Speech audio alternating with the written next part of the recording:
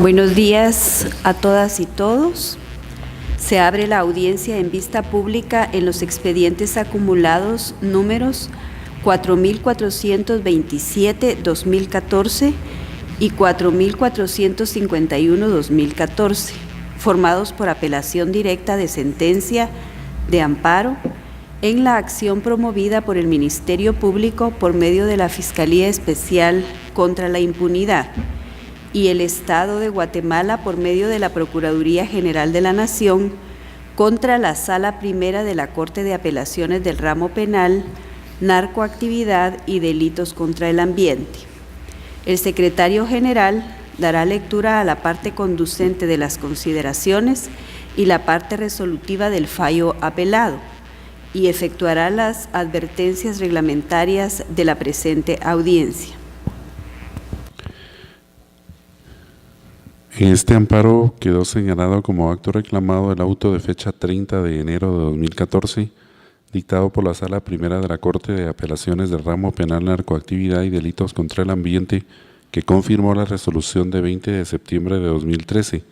dictada por el Juzgado Décimo de Primera Instancia Penal, Narcoactividad y Delitos contra el Ambiente del Departamento de Guatemala, por medio de la cual se decretó falta de mérito a favor de las sindicadas Sara Palle Solares, Johanna María Contreras López y Mirna Amabilia Estrada García. La Corte Suprema de Justicia, Cámara de Amparo y Antejuicio, en su sentencia de primer grado fechada el 31 de julio de 2014, consideró: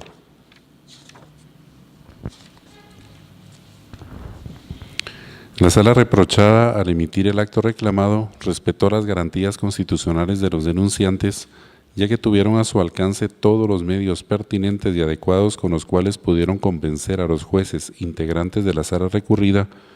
que la resolución emitida por el juez acuo no se encontraba juzgada a derecho y que lo procedente era revocarla.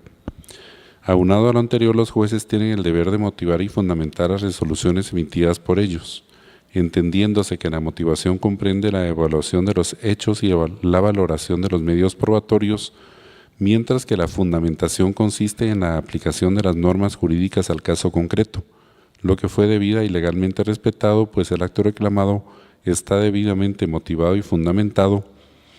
lo que no evidencia agravio constitucional que pueda ser reparado, pues la Sala recurrida, en ejercicio de las funciones que la Carta Magna le asigna, revisó el fallo, concluyendo que debía ser confirmado, por considerar que no concurrían los presupuestos establecidos por la ley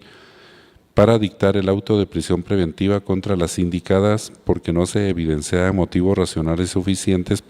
para considerar que las acusadas cometieron o participaron en los ilícitos que se les imputaron y que la decisión impugnada contenía una clara y precisa fundamentación. Esto, ni más ni menos, constituye un acto jurisdiccional. Además, la Sala denunciada, luego de examinar los argumentos del apelante, decidió confirmar lo resuelto en la primera instancia con base al propio análisis que efectuó, el que deviene de la labor judicial que la ley le concede en el artículo 409 del Código Procesal Penal, sin que sea verídica la afirmación de los amparistas en cuanto a que el Tribunal ad quem no efectuó su respectivo examen. Tampoco se advierte que se haya limitado a replicar los argumentos vertidos por el juez acuo. Por lo anteriormente expuesto, se determina que el Tribunal de Segundo Grado, al emitir el acto señalado de agraviante, actuó con sujeción a lo dispuesto en los artículos 203 de la Constitución Política de la República de Guatemala y 11 bis del Código Procesal Penal. En tal sentido, los amparos interpuestos deben denegarse dada su notoria improcedencia. Con ese fundamento, al resolver, declaró: deniega por notoriamente improcedente los amparos planteados por el Ministerio Público a través de la Fiscalía Especial contra la Impunidad en Guatemala y el Estado de Guatemala a través de la Procuraduría General de la Nación contra la Sala Primera de la Corte de Apelaciones del Ramo Penal, Narcoactividad y Delitos contra el Ambiente. En consecuencia, no se condena en costas a los interponentes ni se impone multa a los abogados patrocinantes por lo considerado. Las partes intervinientes en esta audiencia deberán dirigirse directamente al tribunal expresar sus alegaciones en forma oral de conformidad con el objeto de la vista pública previsto en el artículo 61 de estas disposiciones reglamentarias y sin dar lectura a documentos, salvo que cuenten para ello con autorización previa de la señora Presidente de la Corte de Constitucionalidad, deberán concretarse al asunto planteado, ser breves, concisas y precisas en su exposición. Para esa exposición de argumentaciones, cada una de las partes que participan en esta audiencia cuenta con un tiempo máximo de 15 minutos. Es todo, señora Presidenta. Puede hacer uso de la palabra los solicitantes del amparo, el Ministerio Público por medio del agente fiscal, abogado Estuardo Ernesto Campo Aguilar. Muchísimas gracias. Muy buenos días, honorable señora magistrada presidenta de la Corte de Constitucionalidad, honorables magistrados que la integran y buenos días también para las partes procesales. El Ministerio Público, en su oportunidad, solicitó la primera declaración indagatoria de las sindicadas Sara Payés Solares, Mirna Amabilia Estrada García y Johanna María Contreras López, diligencia que fue desarrollada con fecha 20 de septiembre del año 2013 ante el honorable señor juez décimo de primera instancia penal, narcoactividad y delitos contra el ambiente, imputándoseles a las sindicadas los delitos de apropiación y retención indebida, incumplimiento de deberes y abuso de autoridad. Para el efecto y cumpliendo con lo preceptuado por el artículo 13 de la Constitución Política de la República de Guatemala, así como las normas procesales penales aplicables, el Ministerio Público en aquella ocasión le demostró al honorable señor juez contralor de la causa penal 1070-2013-91 la existencia de motivos o fundamentos racionales que hacían presumir que las sindicadas hubiesen podido tener participación en los delitos que oportunamente les fueron imputados. Y para el efecto, honorables magistrados de la Corte de Constitucionalidad, el Ministerio Público aportó en dicha diligencia 116 medios de investigación que preliminarmente habían sido recabados y con los cuales se demostraba la concurrencia de los motivos racionales que hacían presumir la posible participación de las sindicadas en los hechos que se les atribuyeron. Sin embargo, el honorable señor juez décimo de primera instancia penal, narcoactividad y delitos contra el ambiente del Departamento de Guatemala decretó el auto de falta de mérito en favor de las tres sindicadas a las cuales he hecho referencia. De esa cuenta, honorables magistrados, el Ministerio Público, lógicamente utilizando los medios de impugnación establecidos por nuestra legislación adjetiva penal, acudió en apelación ante la Sala Primera de la Corte de Apelaciones del ramo penal, narcoactividad y delitos contra el ambiente del Departamento de Guatemala. Y dicha sala, en forma escueta, resolvió declarar sin lugar, en este caso, la apelación planteada tanto por el Ministerio Público como por parte de la Procuraduría General de la Nación. Dicha resolución o dicho auto de fecha 30 de enero del año 2014, el cual fue emitido, como reitero, por la Sala Jurisdiccional de la Corte de Apelaciones, no cumplió con los requisitos de una adecuada motivación y fundamentación de lo resuelto. De esa cuenta, honorable Corte de Constitucionalidad del Ministerio Público, consciente de que el amparo, lógicamente como ya ha sido esgrimido en diferentes criterios por parte de esta honorable Corte, no puede ser utilizada como una instancia revisora o para revisar las decisiones de la jurisdicción ordinaria. Sin embargo, también se ha esgrimido el criterio que al evidenciarse la vulneración de derechos fundamentales es procedente acudir a la vía del amparo. Y el Ministerio Público efectivamente acudió, en este caso, a la vía constitucionalmente establecida para la restauración de los derechos que en este caso le estaban siendo vulnerados. Y de esa cuenta se interpone la acción constitucional de amparo, la cual fue conocida por la Honorable Corte Suprema de Justicia, Cámara de Amparo y Antejuicio. Y en esa oportunidad el Ministerio Público argumenta violaciones a los principios constitucionales del debido proceso, de la seguridad jurídica, de legalidad y del ejercicio de la acción penal, precisamente enfocándonos al momento de la interposición de la acción constitucional de amparo en el hecho que la Honorable Sala Primera de la Corte de Apelaciones del Ramo Penal, Narcoactividad y Delitos contra el Ambiente no fundamentó o no cumplió con efectuar un análisis y una debida fundamentación al momento de resolver la apelación que oportunamente fue planteada. En ese sentido, la Honorable Corte Suprema de Justicia, Cámara de Amparo y Antejuicio, emite con fecha 31 de julio del año 2014 sentencia de amparo, la cual ha sido recurrida ante este honorable Tribunal Constitucional. Y concretamente, honorables magistrados, el agravio que nos ha causado como institución la sentencia de amparo proferida por la Honorable Corte Suprema de Justicia, Cámara de Amparo y Antejuicio, con fecha 31 de julio del año 2014, es precisamente la violación a los principios constitucionales del debido proceso, de la seguridad jurídica, de legalidad y del ejercicio de la acción penal, siendo que, como ha sido también asentado en diversos criterios formulados por este Honorable Tribunal Constitucional,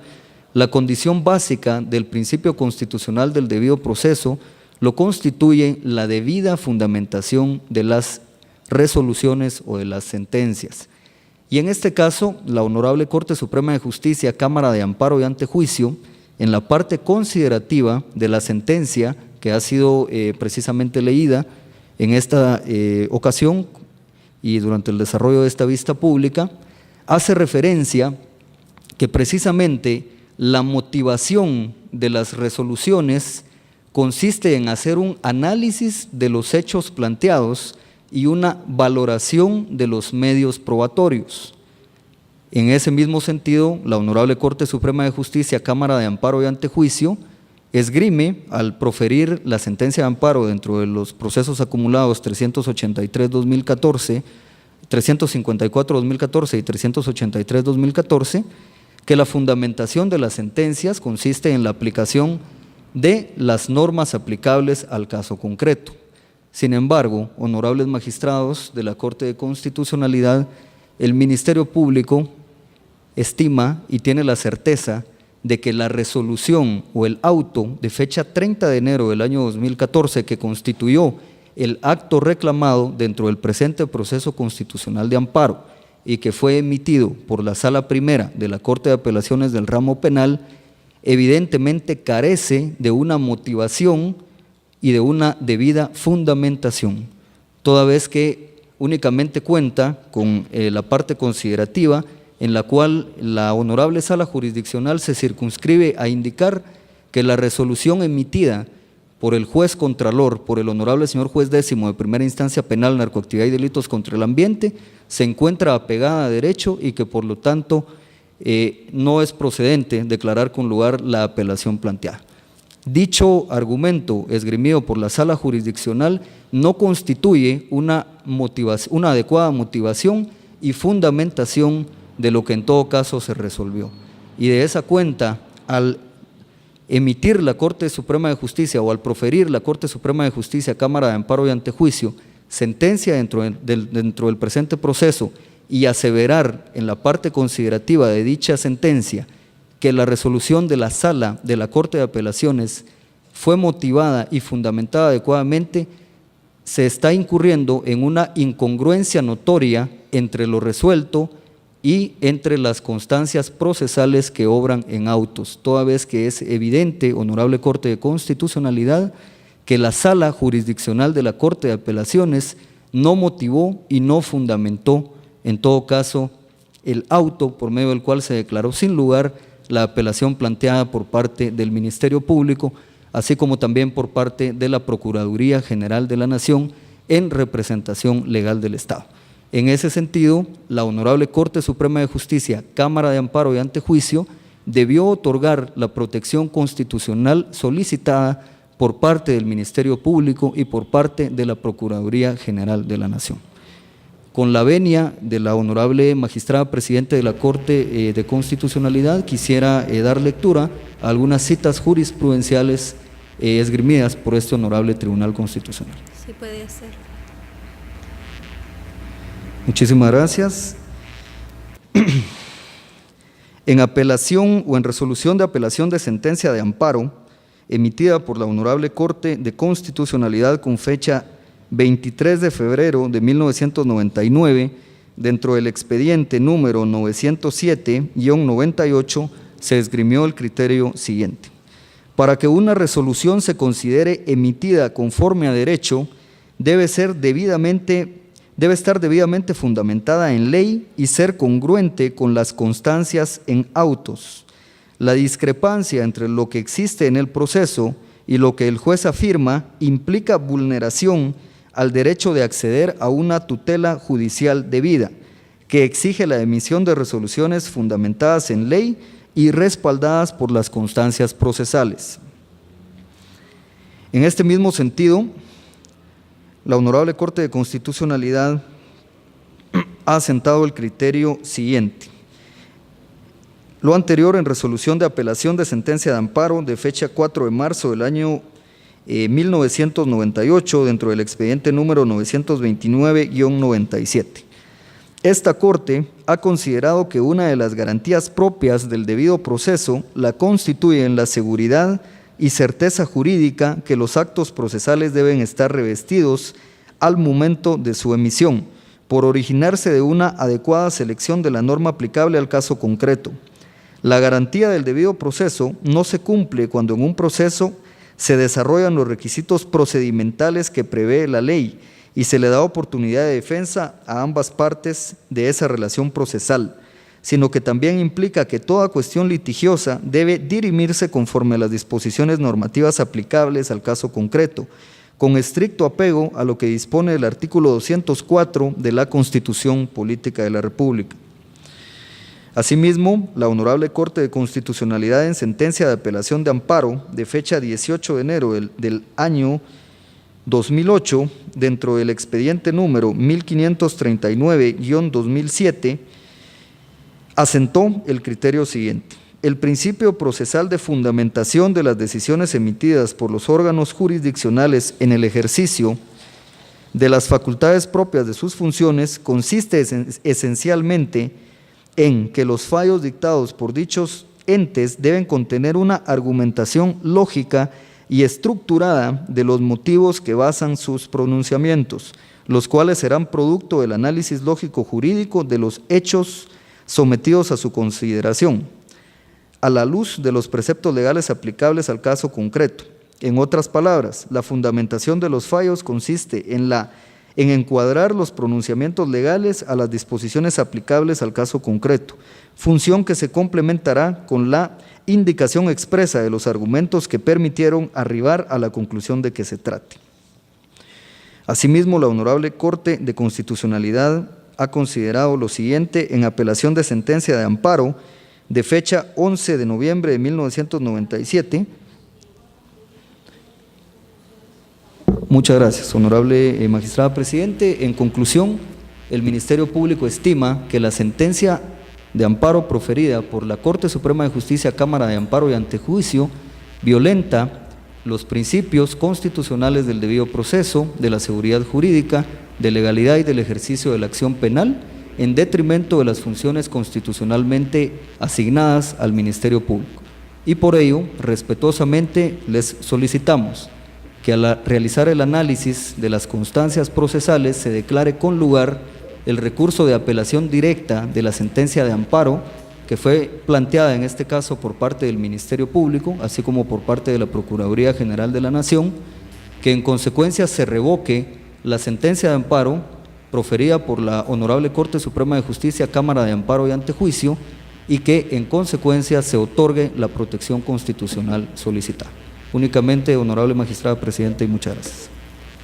Puede hacer uso de la palabra el Estado de Guatemala por medio de la Procuraduría General de la Nación,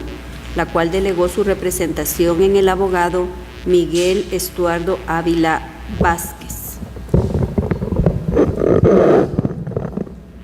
Muchas gracias,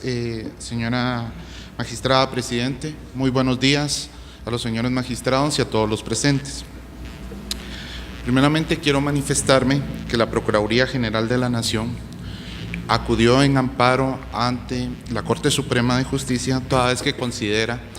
que con la resolución de fecha 30 de enero de 2014 dictada por los magistrados suplentes de la Sala Primera de la Corte de Apelaciones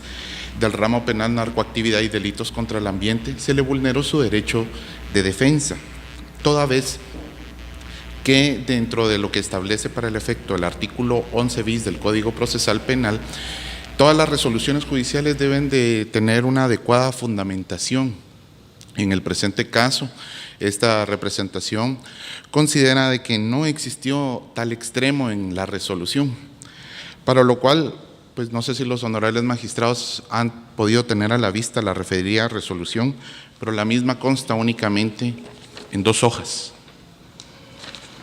en las cuales los magistrados resuelven confirmar el auto apelado por parte del Ministerio Público. En el presente caso encontramos que la audiencia en la cual se celebró esa primera declaración que dio como lugar una falta de mérito fue una audiencia extensa, donde se diligenciaron más de 100 medios de prueba. Dentro de esos, medios de convicción, dentro de esos medios de convicción que fueron pues presentados, existe que la Procuraduría General de la Nación, por medio del Procurador General, presentó al Ministerio Público la denuncia debidamente fundamentada con más de 100 elementos de convicción que podían ser desarrollados en la audiencia. ¿Y esto a qué deviene? Dentro de los señalamientos que se le hacen a las indicadas está el manejo de fondos que no eran propiedad de las indicadas ni propiedad del Estado, sino propiedad de unos terceros. ¿Quiénes son estos terceros? Niños. Con las reformas que se dieron al Código Procesal Penal de conformidad con el artículo 124, existe lo que es el acceso a la reparación digna. En este caso, como es función de la Procuraduría General de la Nación por medio de la Procuraduría de la Niñez y la Adolescencia, de representar a todos esos niños que carecieran de esa representación y actuar como querellante adhesivo dentro de los delitos que así sean considerados o también en los delitos que para el efecto establecen leyes especiales como el decreto 9-2009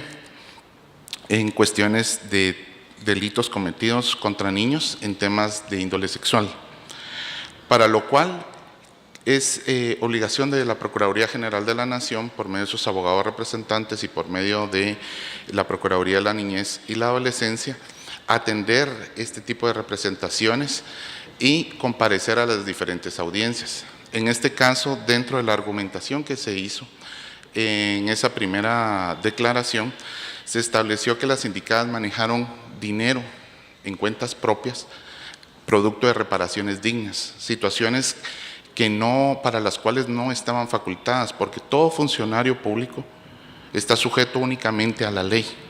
En este caso, ninguna disposición legal da facultades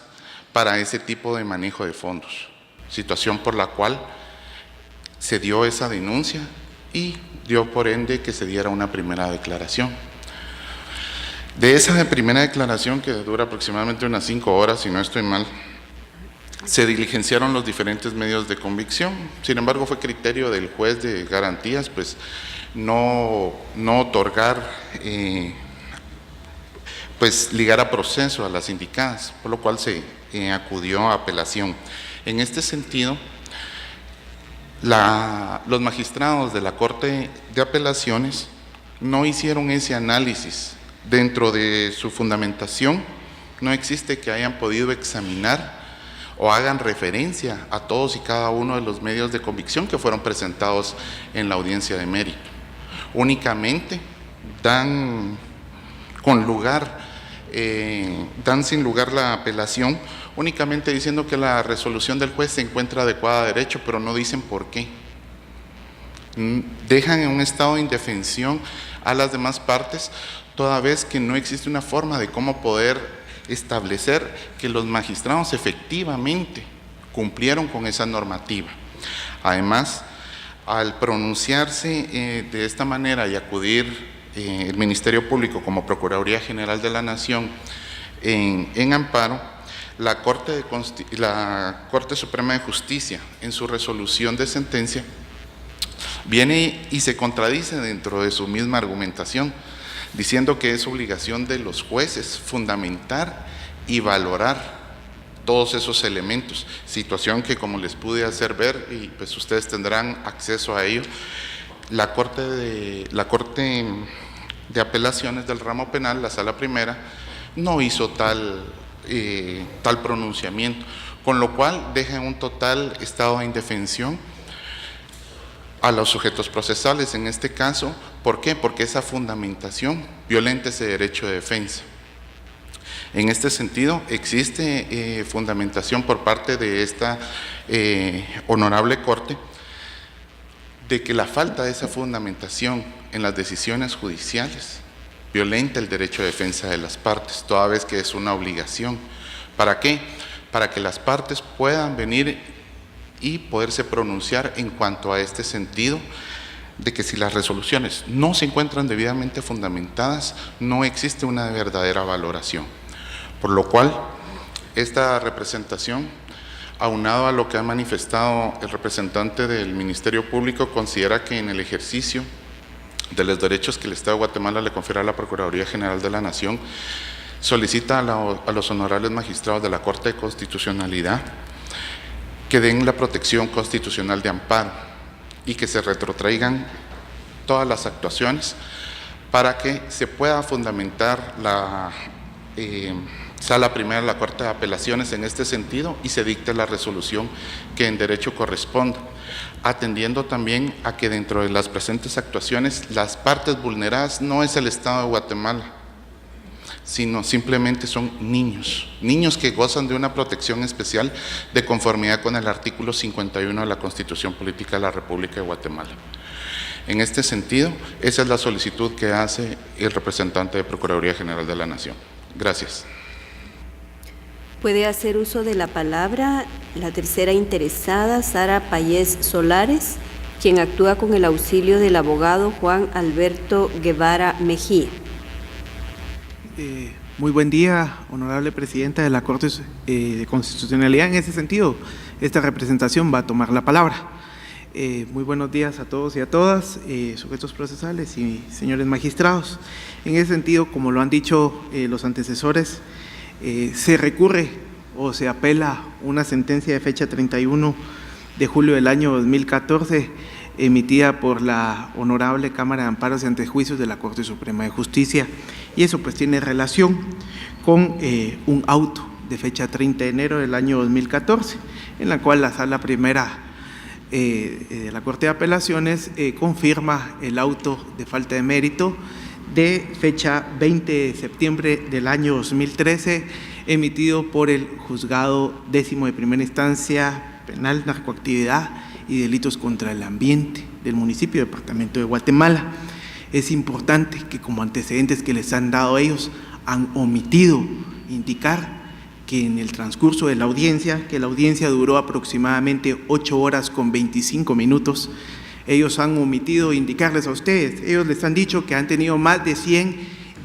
medios probatorios o indicios en este caso para poder demostrar la responsabilidad de las sindicadas, pero ellos han omitido decirles que incluso en la misma audiencia, ellos mismos como Ministerio Público solicitaron la falta de mérito. Imagínense, estamos hablando de más de 100 indicios y ellos mismos en audiencia solicitan falta de mérito en contra de una de las sindicadas, teniendo esos más de 100 indicios. A su vez,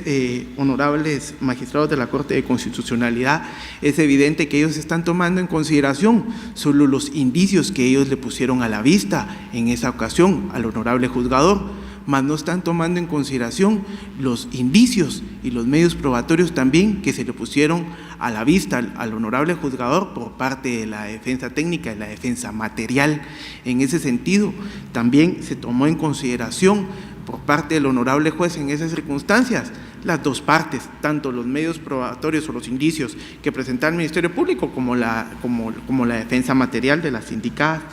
y llama la atención indicar desde la apelación que se ha resuelto por parte del juzgador con arbitrariedad y sin fundamentación,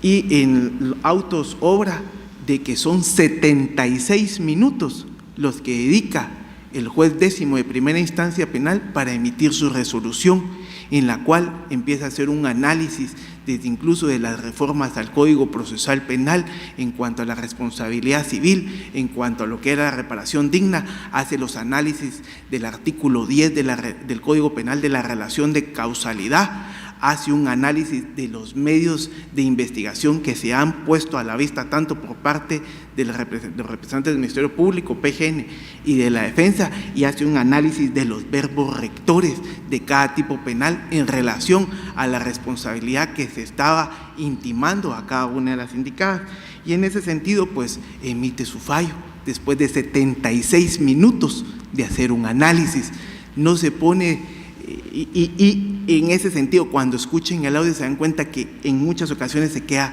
hasta en silencio, porque él hace una anotación en un bloc de notas increíble, anota todo y tiene toda la información. Obviamente el Ministerio Público y la Procuraduría General de la Nación, al no estar de acuerdo por la falta de mérito que decretó en determinado momento, fundamentada y argumentada de conformidad con el artículo 11 bis del Código Procesal Penal, no obstante, no están de acuerdo y obviamente presentan su recurso de apelación y la ley les asiste. En ese sentido, cuando presentan su recurso de apelación, nuevamente vuelven a hablar de la forma arbitraria, pero cuando hablamos de la arbitrariedad y la falta de fundamentación o de argumentación, también se tiene que considerar que los representantes del Ministerio Público y la Procuraduría General de la Nación, cuando hablan de arbitrariedad, indican la arbitrariedad es que el juez resuelve en base a lo que él considera o un capricho basados en contra de los principios, de la razón, de la lógica o en contra de las leyes. Al presentar ellos la apelación, nunca indican cuál fue el capricho del honorable juzgador, no indican por qué es irracional la resolución, por qué también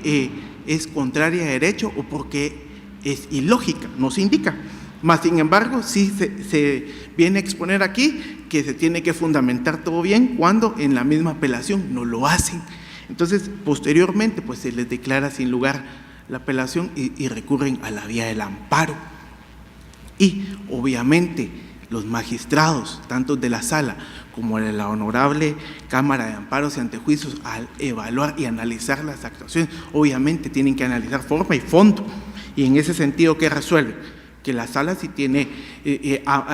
confirma el fallo del juzgador porque sí se argumentó,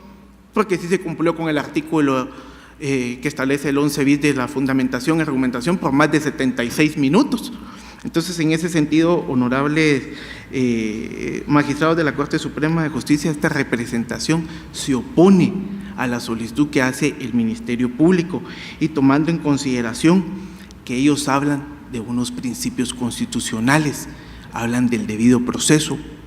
hablan de la tutela judicial efectiva, hablan del principio de legalidad, hablan incluso del derecho a la acción penal,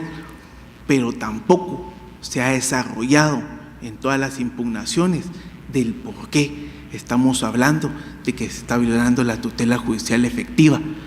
Tampoco se está indicando por parte de los representantes del Ministerio Público, de la PGN,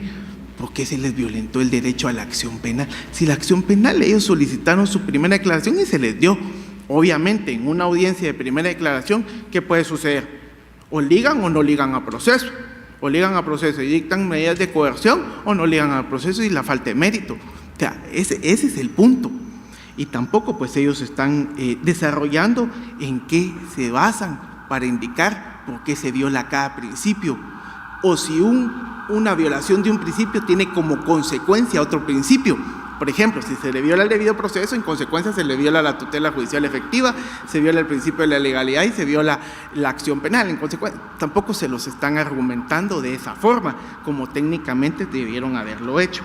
En ese sentido, esta representación considera que no se ven vulnerados los principios de debido proceso, de tutela judicial efectiva, de seguridad jurídica e incluso de acción penal, como lo han manifestado ellos, y que efectivamente, tanto desde la primera resolución de fecha 20 de septiembre como de 30 de enero del 2014 y como 31 de julio del 2014 están debidamente fundamentadas, porque obviamente tuvieron acceso los magistrados a las actuaciones. En ese sentido, pues, esta representación se opone a la solicitud que realizan los representantes del Ministerio Público, solicitando que se confirme la sentencia de fecha 31 de julio del año 2014, emitida por la Cámara de Amparos y Antejuicios de la Corte Suprema de Justicia. Y ahora bien, solo para terminar, en relación a lo que establece la Procuraduría General de la Nación, esta representación considera que su apelación es antitécnica, porque en lugar de atacar el fallo de la Cámara de Amparos y Antejuicios de la Corte Suprema de Justicia, pareciera más bien una imputación de cargos, y al final solo le dedica 8 líneas prácticamente para indicar que, de conformidad con el artículo 11 bis, no se fundamentó, y por todo lo demás como que está imputando hechos. Y eso es algo que yo quiero resaltar. Y a su vez se viene a hablar acá que se está tratando de proteger niños y que las señoras, las abogadas, se apropiaron, pero es responsabilidad de la Procuraduría General de la Nación, tal como ustedes lo van a ver en autos, crear los reglamentos, las instrucciones generales, los protocolos y todos aquellos mecanismos para poder entonces, en determinado momento, que los empleados de la PGN puedan ejercer su trabajo. Aquí ustedes van a poder analizar el expediente y van a poder analizar que el tema será en cuanto a las reparaciones dignas, pero hubo una transición entre la responsabilidad civil y las reformas al Código Procesal Penal de la reparación digna, pero incluso en la actuación ustedes van a ver documentalmente que los mismos tribunales de sentencia les están ordenando a las abogadas de la Procuraduría General de la Nación recibir el dinero, y también obra en autos que un solo centavo de ese dinero no lo utilizaron tal y como lo establece la apelación de ellos para beneficiarse a sí mismas. Incluso se hicieron unas cuentas a plazo fijo y se les entregaba los intereses, y adicionalmente a eso, cuando se pretendió devolver el dinero a la PGN, ¿qué dice la PGN al día de hoy? Que no lo recibe porque no tiene un rubro, una cuenta para poder recibir esas cantidades. O sea, estamos hablando que al día de hoy no se puede recibir el dinero. ¿Por qué? Porque no existen los mecanismos. Entonces estamos hablando de un derecho administrativo y en determinado momento un derecho laboral, y se quieren penalizar conductas que no encuadran dentro de los tipos penales. Entonces, en ese sentido, pues, sin extenderme más por motivos de tiempo, esta representación también considera que la apelación que presenta la Procuraduría General de la Nación es antitécnica y prácticamente parece una imputación de cargos, y no se le da la razón en cuanto a que no se fundamenta la Cámara de Amparos y Antejuicios de la Corte Suprema de Justicia. Entonces, esta representación solicita que se confirme la sentencia de la Cámara de Amparos y Antejuicios de la Corte Suprema de Justicia de fecha 31 de julio del año 2014, únicamente. Se clausura la presente audiencia.